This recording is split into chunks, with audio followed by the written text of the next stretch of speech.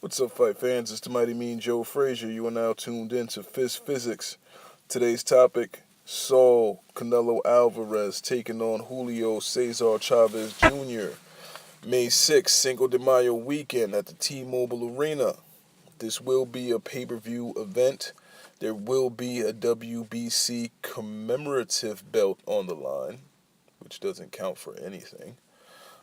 Contracts have been signed. The agreed weight was 164.5, with a stipulation of $1 million loss for every pound that Junior comes in over. This is a Team Canelo / Golden Boy Promotions event. On the Chavez side, we're going to have Chavez Sr. working alongside Nacho Bernstein to come up with a great game plan for Canelo. The undercard is going to be featuring David Lemieux taking on Marco Reyes, and I mean that's a great fight. It's a decent fight to kind of help build up David's name a little bit more. And I don't see because this fight actually ended up on the undercard, knowing how De La Hoya and Golden Boy do it. I'm thinking it's safe to say that we do not see a Triple G fight 2017. This looks right here as if Canelo's going to have a stable fight at the end of the year, and then we'll be looking, hopefully, for 2018 for a Triple G fight. But David Lemieux being on the undercard can only mean that De La Hoya plans to put Lemieux in with Canelo next, and his next fight is most likely going to be the Mexican holiday that pops up the first weekend of September. So, sorry guys, I don't see a Triple G fight happening. This undercard is great, though, and that's what I love about Golden Boy. They give you a full card, versus other promotional organizations that just give you a headliner and the weakest undercard possible between guys that nobody knows and nobody really cares about. On this card, you also have the return of Lucas Matisse versus Emmanuel Taylor. I mean, this should actually be a relatively easy fight for Lucas. But at this point in his career, I mean, this is kind of a make-or-break situation for him. If he doesn't win here, I can't see him returning for any big events or anything like that, and that's a shame because I really was a fan of Lucas Matisse since, I can't remember what year it was, but he fought Zab Judah many years ago, and he was actually robbed in that fight, in my opinion. But also, you're going to have some top prospects. Joseph Diaz, 23-0, 24 years old, taking on Manuel Avila, who's 22-0, also 24 years old. These are two top prospects coming up. Can't remember off the top of my head what weight class that is, but it might be 130, 140, somewhere around there. Now, we're less than 30 days away from the fight. And I just want to take a quick look at the two different fighters. I mean, I'm not doing like an official tail of the tape. There are a lot of people who are going to put that up, so you'll be able to take a look at the actual dimensions of the fighters. But I'm going to say this right now, as of today, Chavez looks fucking great. I mean, Jesus Christ, man. Watching Chavez's career over the last 6 or 7 years, I mean, the kid's always been heavy. You know what I'm saying? When he fought Sergio Martinez, he must have came in like 185, man. The kid's always been super heavy. But with this clause in here, Team Chavez went and was doing their work keeping the weight down early. And Chavez looks great. I actually believe last time he posted his weight, he might have been like 170 or something. And this was like over 30 days before the fight date. I mean, so that's wonderful. But it also lets me know that you focused more on getting down the weight than you were on the actual boxing that you're going to need to win this fight. So that's kind of concerning to me. I mean, the kid looks really, really good. He's in really good shape. But I'm not sure if they're going to have enough time to really work out the kinks in his tool set. Chavez has never been a really decent fighter at all. I mean, he's big, he's strong, he comes forward, he can take a punch. And yes, he was knocked down by Fonfara, but from far, I believe, is like a light heavyweight, man. I mean, so Chavez really is just, it's a lack of dedication that he had for the game and not making the proper weight that he should have been at. That's why he got knocked out. So, I mean, you can't really look at that too hard coming into this fight. Now, let's switch over to the Canelo side. Canelo looks scary, man. Why does Canelo look scary? Because he looks big. And if you've been following Canelo's career since the Canelo weight days of, these strange, like 155 weight, even though he was fight champion at 154, Canelo's always been heavy. He's been struggling with making weight since probably one or two fights before the Mayweather fight. I mean, if you watch the Cotto weigh-in, you see that Canelo's pale as a sheet, blisters all over his mouth.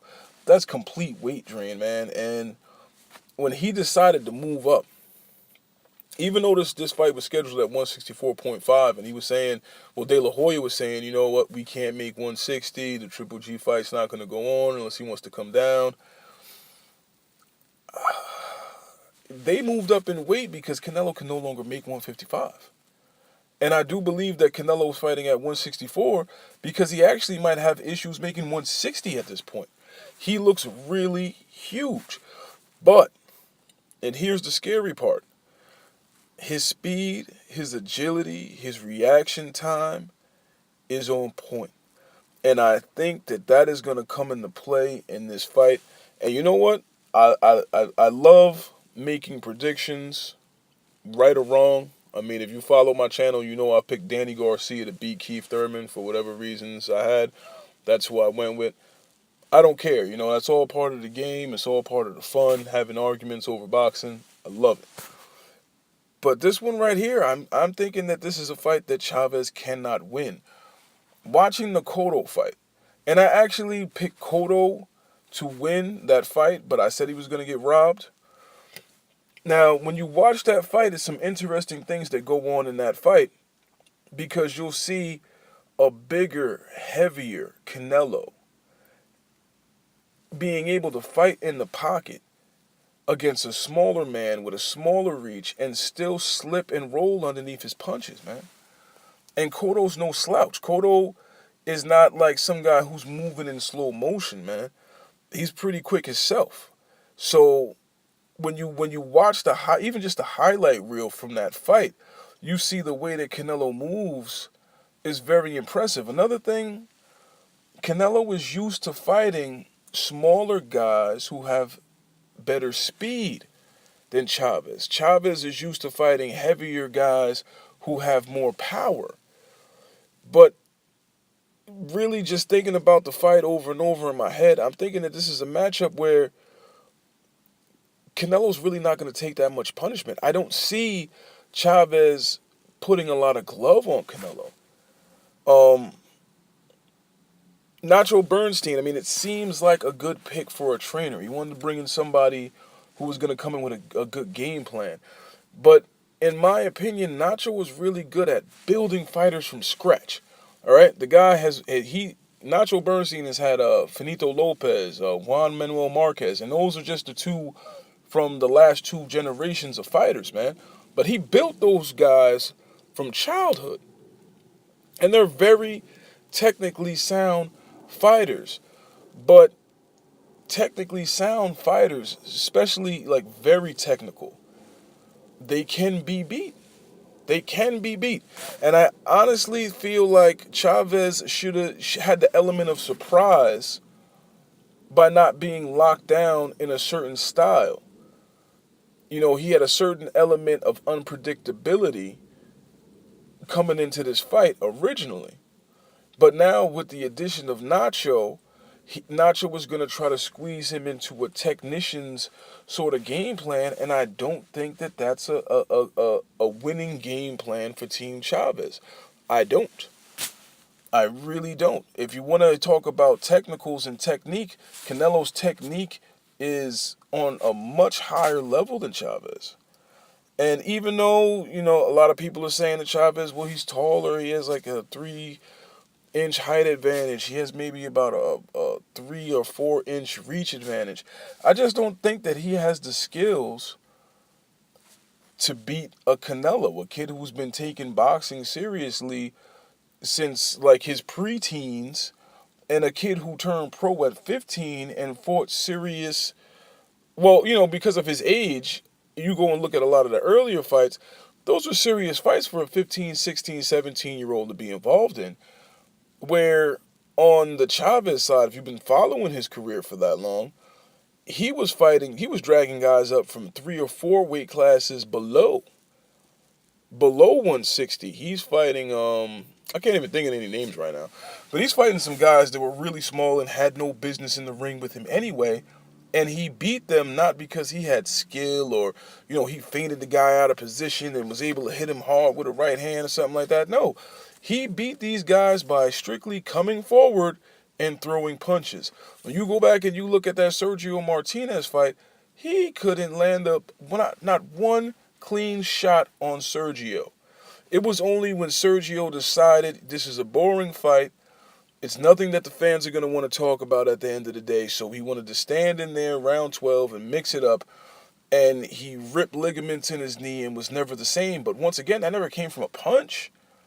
It came from this kid leaning and wrestling with Sergio on the inside. And maybe he can possibly do that to Canelo, but I have the funny feeling that especially when we look at the weights the day before, it's going to be looking like a Pacquiao De La Hoya situation, where De La Hoya had to come in at 140, but Pacquiao came in his regular weight. Pacquiao came in heavier than De La Hoya when De La Hoya is the bigger man because of the weight clause in the contract. So I do think that's going to take a lot out of Chavez. I see Chavez losing this fight bad, but he has a name. He has a big name. This is a fight not for boxing, not for the sport, but simply for pride of the country. Who is the pride of Mexican boxing currently? And even if this fight didn't happen, I think that it's safe to say on behalf of the entire country of Mexico that Canelo is the face of Mexican boxing right now. Chavez really, this was a reach. Now, what's going to be in the cards next for these two? I really don't think that Triple G should go up to 168. Triple G can beat a Chavez. He can beat a DeGale. He can beat a Chris Eubanks Jr. But I think that's too much of a baiting situation for Andre Ward, who could be tempted to come down back to 168. Remember, Andre Ward is a forced light heavyweight, so he can still make 168, and that's been confirmed during several interviews with his trainer and coach, Virgil Hunter. So I don't think that it's wise for Triple G to move up. Just sit there, be patient. You'll be next in line sometime 2018. And real quick, because of all of the keys that I just laid out in this video for Canelo and the Chavez fight, the comparison, you should be looking at the potential Triple G matchup to be the same way. Canelo's just too fast, too agile, because of his youth and his experience level. For Triple G to fight him in the pocket, I think Triple G loses, and he loses bad. Triple G has yet to be in there with somebody who moves their head, who rolls their shoulders, who throws a lot of trick kind of punches. He hasn't been in there with anybody like that. Canelo will be the first guy ever that he's ever in there, and I do think that when the fight finally does happen, Canelo comes in heavier than he does, and that's scary. Okay, if you're a 160 and you swell up to 170 and you got power, you got your 170 power, and you're in there with a kid who comes in at 180, 185, but he's fast enough to outmaneuver a 147 who moved up, who's a forced, you got real issues on your hands, man. And this was great planning by Team De La Hoya. Let's applaud them for the great matchmaking and the great cash cow that they've created in the Canelo. All right, fight fans, it's the Mighty Mean Joe Frazier. Till the next one, I'm out.